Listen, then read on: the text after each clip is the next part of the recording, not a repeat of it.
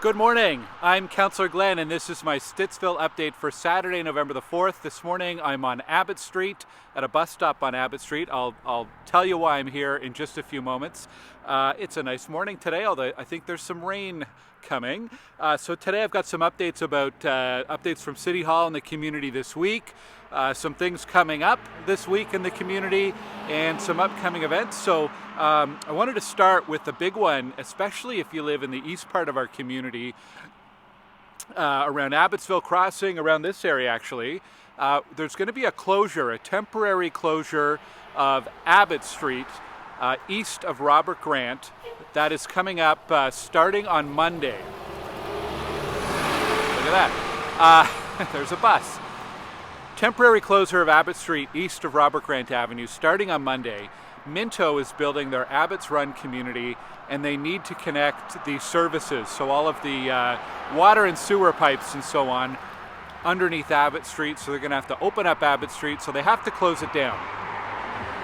So the road is going to be closed completely from Robert Grant just to the edge of where there are homes on Abbott Street, a little bit west of Lift Lane. And there's going to be some signage up, detour signage and everything. Local access to folks who live on Abbott Street or live on the streets off of Abbott Street will be maintained, but you really need to find an alternate route.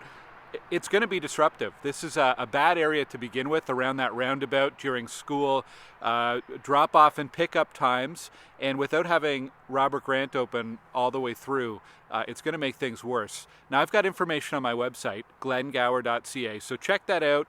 Avoid that area if you can during the school drop-off and pickup times. That information's on my website, and obviously we're going to be monitoring this closely to see if we can do any more mitigation if we see some issues coming up, but be prepared for that starting on Monday. The school is aware, all of the school bus companies are aware, and we have taken some measures to mitigate this, but it's still going to be a pretty painful closure. It'll last 4 to 6 weeks. Really important to get this work done before winter sets in, so that it's not an extended closure beyond that 4 to 6 weeks. And important thing is the sidewalks and the pathway along Abbott will remain open and accessible throughout. It's just the roadway closed to vehicle traffic.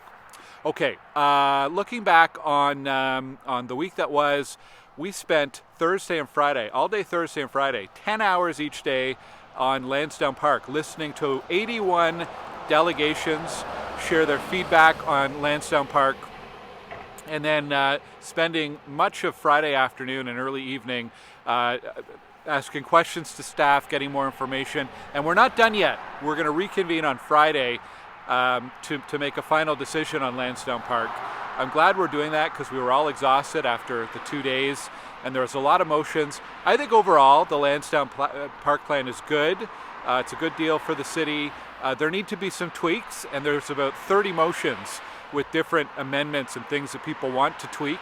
Some of them are good, some of them will make it a mess. So anyhow, we're going to spend the next week working on those and then back at it on Friday.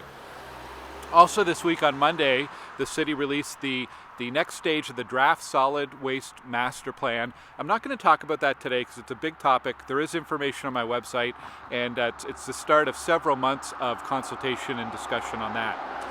On Wednesday, we had a meeting of our Planning and Housing Committee, and we discussed office to residential conversions, particularly in the downtown area, and we approved a whole bunch of ways to streamline that process and reduce some of the fees involved for developers who are doing that. It's really important that we bring more people back downtown.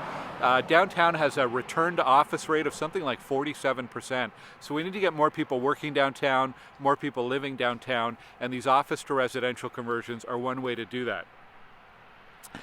But the big thing this week, and why I'm here at a bus stop today, was to just bring attention to OC Transpo's route review. OC Transpo published a list of their recommendations on how they want to change the route network. And again, I've got information on my website, but I wanted to highlight just a few things that are going to be really important for Stittsville, big improvements for Stittsville. Route 67, if you use Route 67, there's going to be weekend service Saturdays and Sundays starting in April, which is great.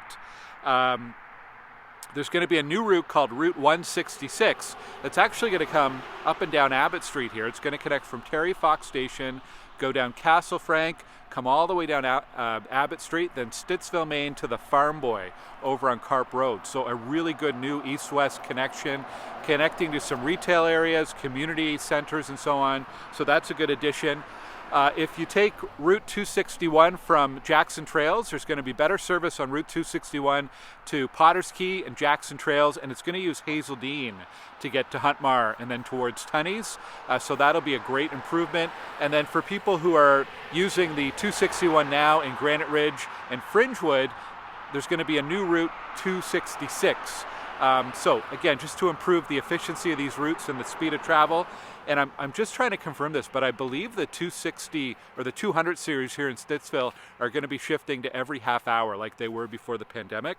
Other highlights, Route 61 and 62 would be running every 15 minutes instead of every 30 minutes currently, so that's a big improvement. Part of that is to just provide better service during the daytime. And overall, a lot of these system changes are about adapting OC Transpo so it's less focused on the peak hours and more evenly spread out over the course of the day, again, responding to changing traffic patterns.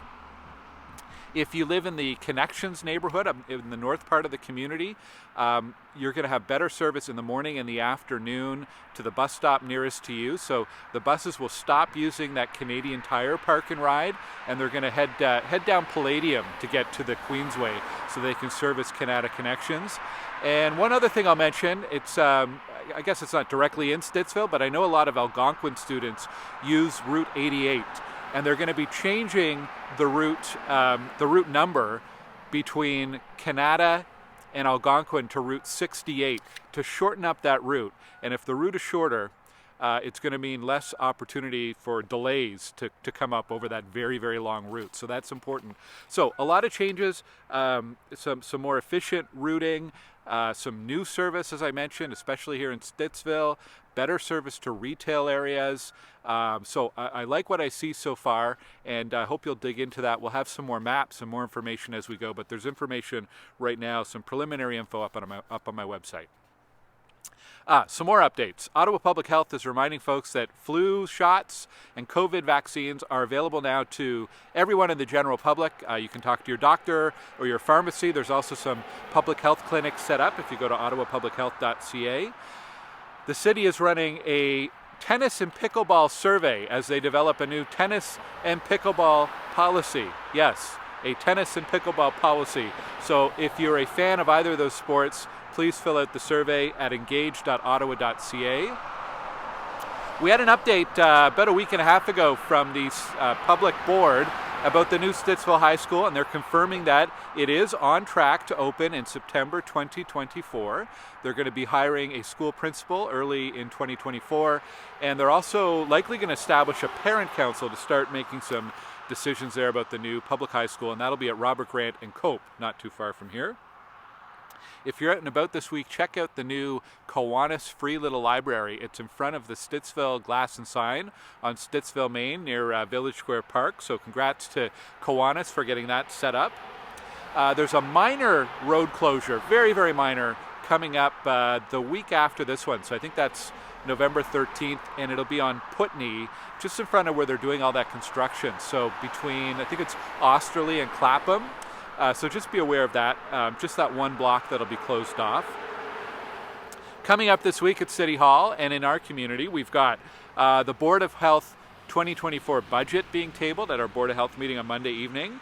On Wednesday, we're having a meeting of our Stittsville Main Street Steering Committee with a number of new businesses in the community. At committee this week, we're debating and discussing some new incentives to encourage developers to create more affordable housing within their buildings, so I'm looking forward to that. There's a ton of upcoming events in our community. You can visit my website at glengower.ca/events for the full listing. There's a big craft and vendor fair happening at Johnny LaRue Arena today in Stittsville, so check that out. Next Saturday, we've got the Remembrance Day Parade, November 11th.